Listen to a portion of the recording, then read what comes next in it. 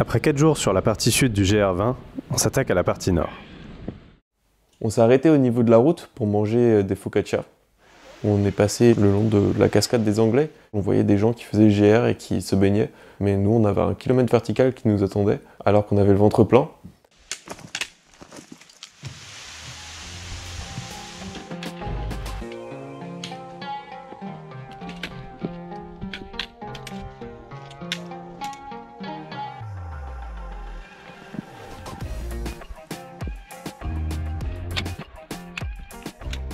C'est bouché, chef. On voit le refuge en bas là. Ah, juste une petite descente quoi. Ça nous suit! Ça va nous pisser dessus! Du coup, on a commencé à accélérer un peu. Pendant la descente, qui n'était pas forcément une descente très difficile, je suis tombé une première fois, j'étais un peu sous le choc, du coup j'ai perdu mes appuis plus facilement et puis je suis tombé une seconde fois où je me suis tordu la cheville. Ça m'a pas forcément fait très mal sur le moment, mais je pense que c'était le début d'une petite entorse. Les nuages sont passés juste au-dessus, on était au sec à ce refuge-là, qui est, je pense, le refuge où on a le mieux mangé de tout notre GR. Aujourd'hui on s'attaque à la variante alpine qui est ce qui paraît très jolie. Un départ qui fait un peu mal aux chaussettes, j'avais mis un peu de temps quand même à mettre les chaussettes, j'avais la cheville qui commençait à gonfler.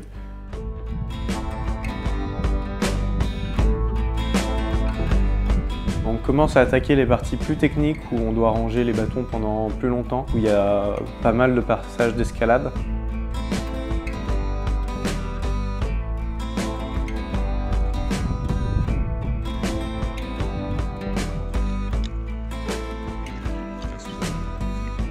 Est-ce que vous reprendrez des cailloux avec vos cailloux? J'en ai marre. Je reste ici.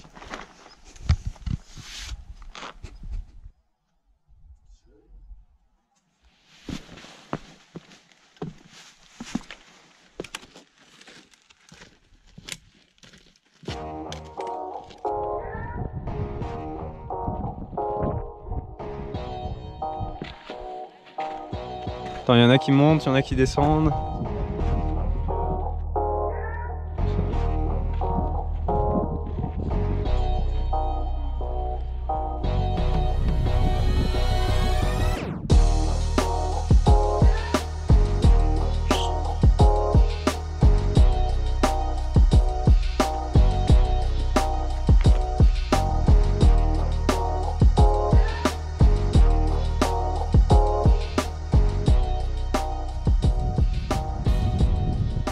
Donc on a quand même le droit à un peu de pluie pour la journée.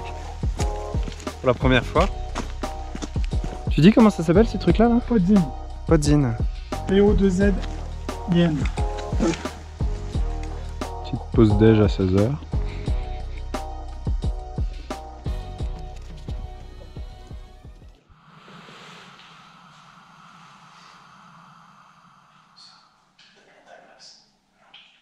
Salut, donc aujourd'hui on est jour 6 et on quitte Manganou. Cette nuit il a fait plutôt froid, je pense que c'est descendu à 10 degrés à peu près. Moi j'étais content avec mon duvet -2.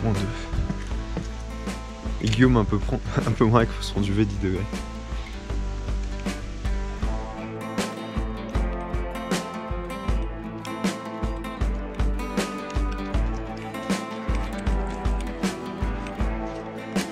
Aujourd'hui on commence par une grosse étape qui doit être la plus grosse du GR, donc 16 km avec des arêtes.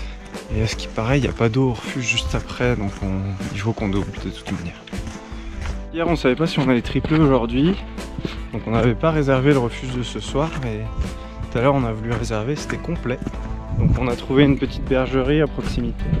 J'ai essayé de pas penser à ma cheville qui commençait à me faire de plus en plus mal, alors que c'était un terrain qui était assez facile.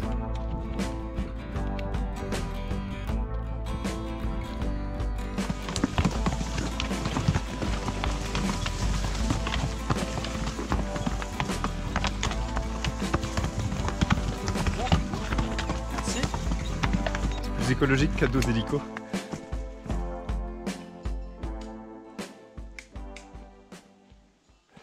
C'est la fin pour le soldat Guillaume. Une fois qu'on a commencé, une fois qu'on a fait plus que la moitié du chemin, t'as quand même envie de finir. Tu te dis bon bah je vais pouvoir faire un autre pas, je vais pouvoir faire un autre pas, je vais peut-être pouvoir faire la journée.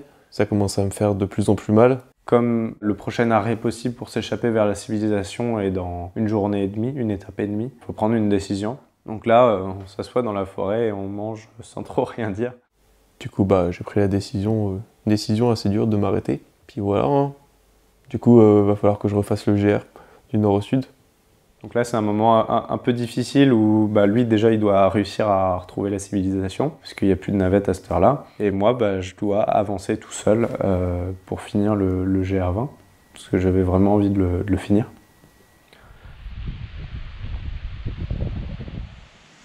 Bon, bah y a Guillaume qui a dû abandonner parce qu'il avait trop mal à la cheville. Et du coup, je continue tout seul. Bon, j'espère que ça va le faire. C'est différent.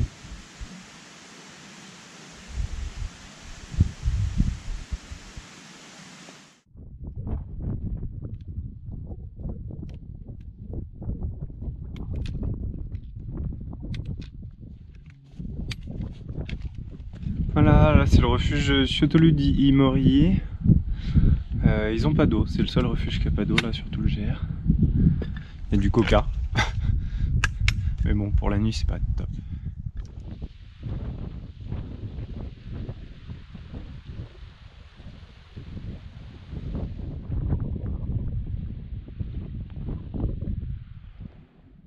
Bon, du coup, demain je vais peut-être essayer de quadrupler, donc de finir. Mais pour que j'ai le temps sans courir tranquillement, réveil 2h30.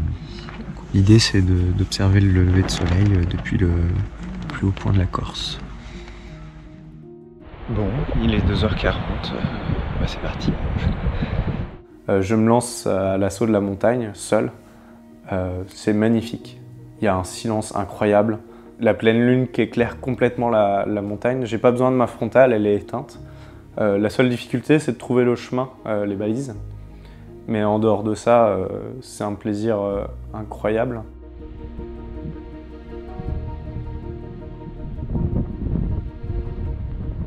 Pendant que j'avançais, il y avait des nuages qui passaient très très vite devant la lune. Et à ce moment-là, je me rappelle avoir eu cette pensée où je me disais « Ils vont vachement vite ces nuages quand même ».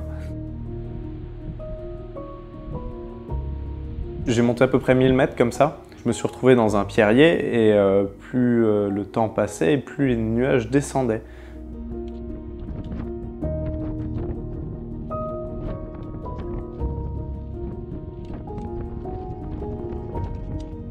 Tant bien qu'à un moment, je me suis retrouvé dans ces nuages qui avançaient quand même vachement vite, avec des bourrasques de vent qui me déplaçaient littéralement. C'est-à-dire qu'ils me prenaient et je faisais 2 mètres sans pouvoir rien faire du tout. Je suis arrivé à proximité des crêtes. Je ne voyais pas du tout où aller le chemin.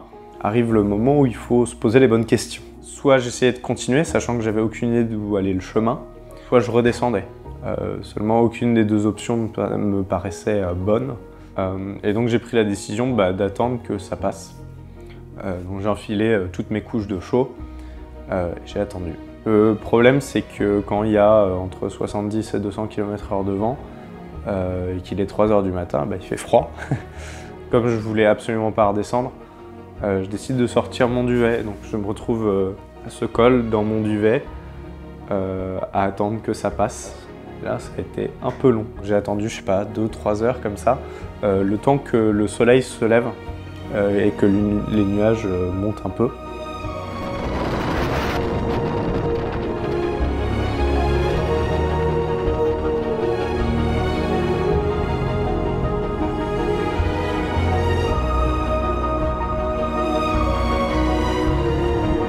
Ça va être compliqué de quadrupler le jour. Et à ce moment-là, je me suis rendu compte qu'en fait, le chemin, il passait derrière la crête à 2 mètres de là où je m'étais couché avec mon duvet pendant quelques heures. C'était un peu frustrant, mais à la fois, je pouvais rien y faire. Donc je suis passé de l'autre côté, là, le vent s'est arrêté directement.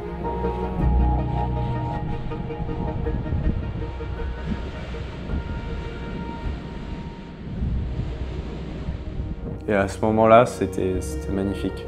Le soleil qui a embrasé la montagne, la roche complètement ocre qui flamboyait sous ce lever de soleil.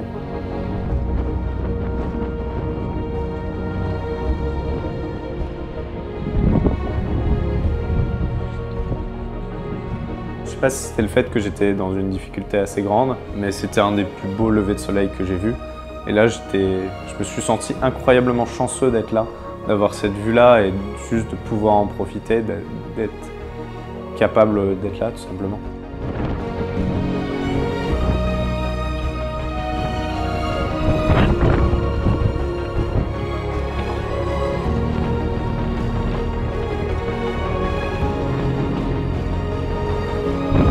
Ah, le Monte Citno, le sommet de la Corse.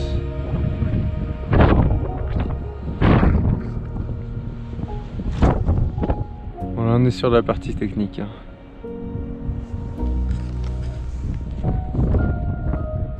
Ce qui me rassure, c'est que j'ai croisé des gens qui disaient qu'il y a beaucoup de monde qui ont été obligés de sortir les couvertures de survie et s'abriter en attendant que le vent passe. Je suis pas tout seul. Enfin, c'est rassurant, je sais pas, mais moi je suis pas tout seul dans ce cas-là. Je pense à croiser du monde. Hop, arrivé à Lascaux, 11h30. Bon, ça commence à faire arriver à 21h. Je pense que je vais juste doubler aujourd'hui et demain, histoire de profiter. Et on est parti.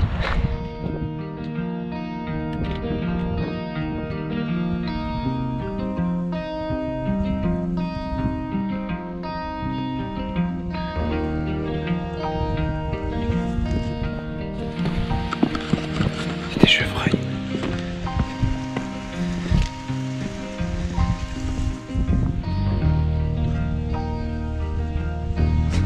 Continue de mâcher.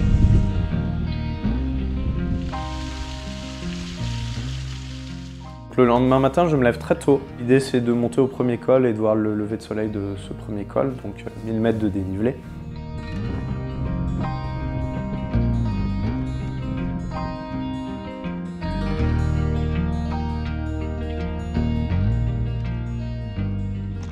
J'ai récupéré mes genoux pendant la nuit. Et ben c'est pas mal, il fait beau, c'est magnifique. Franchement, tout le GR est magnifique. Il n'y a pas un endroit qui est moche.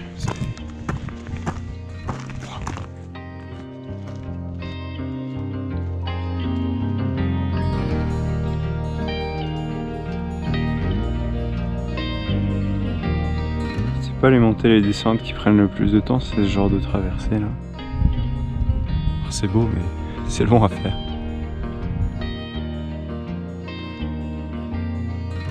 Voilà, tout à l'heure j'étais au col là-bas. Ce soir normalement je dors là-bas, Calvi.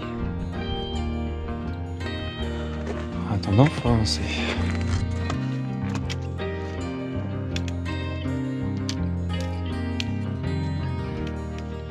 Voilà le refuge. Et la dernière montée.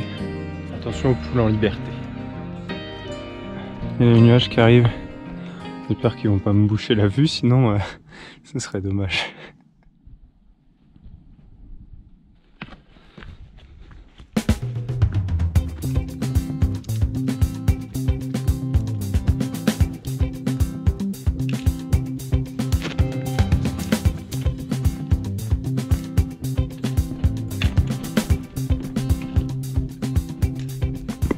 Alors c'est la seule croix que j'ai croisée du GR. Et ça c'est beau.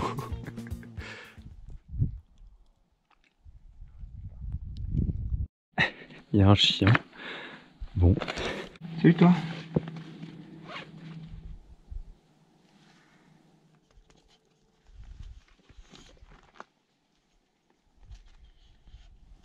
Oui, allô? Je suis avec un chien. Ah, c'est pas la première fois. Bon, bah, je vais essayer de le ramener là. Hop. Allez, viens. Très bien. Allez. Allez, viens. Tu me suis? C'est quoi cette histoire? Ok. Maîtrise.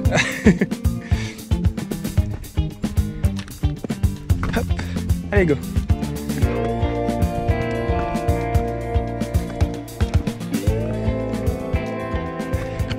C'est trop bien.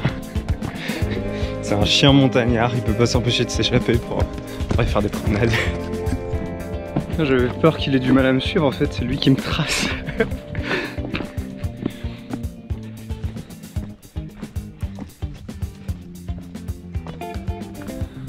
Du coup c'est un peu compliqué de faire des plans fixes avec lui.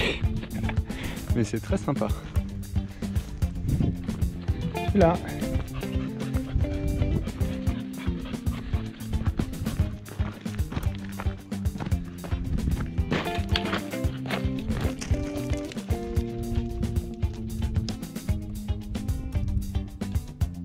Il m'a abandonné, il y a des gens qui étaient en train de déjeuner donc l'appel de la bouffe a été plus fort. C'est dommage, j'ai trouvé un compagnon pour finir la route.